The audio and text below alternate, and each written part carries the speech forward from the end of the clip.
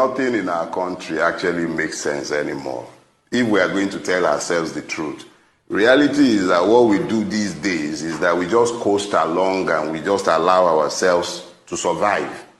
We have lived for so long next to what is essentially a rubbish heap that we've lost our capacity to smell. So we sit down in the midst of our mess and we eat, we drink, we party, and we forget. But thing is this, the government of Nigeria does not treat the people of Nigeria as human beings. It's not just about treating us as citizens. We are not treated as human beings. Let's imagine this. What kind of mentality, what idea governs a system or a country where the government believes that it is okay to budget 70 billion for less than 500 people and then give what is essentially nothing, crumbs, to so many? So when you now talk about NNPC, who is telling us that the petroleum industry has been deregulated, is still busy being the one fixing prices. When you ask them what constitutes this price component, NNPC can't tell me and you.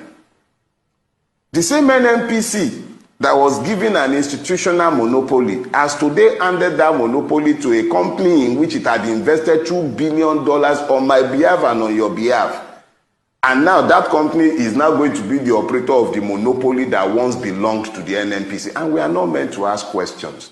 We can't speak to demand how did we arrive at this price.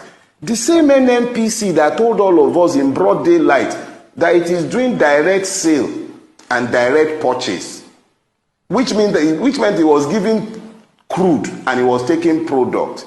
Up till today, we don't know exactly where and how the subsidy has arisen. Who was being paid? Nobody is telling who. So the point is this: we've gotten to the point where they just say things because they know there will be no consequences. If people believe that there will be consequences for their actions, if they believe they will be held to account and they will be asked to answer questions in relation to the things that issue forth from their mouths, I am certain that you will have less of this abomination strolling around in broad daylight in our country. We were buying toxic fuel in this country, fuel that will not be sold in any country or other country in the world. We're buying it in Nigeria. Nobody ever paid for that criminality. Nobody. Till today, nobody paid. They told us you are doing direct sale, direct purchase. Up till today, nobody is asking questions. And yet you are demanding. And don't worry, before the end of this month or next month, they will tell us to pay some more.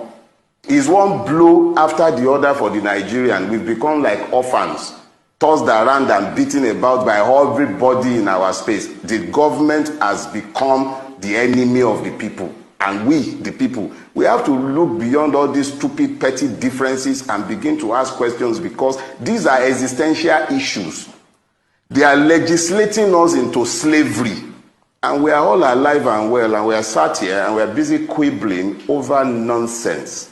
Ethnicity, religion, and we are being systematically enslaved. All of us. Questions that we should ask, we are not asking. The one that should not concern us is what excites us.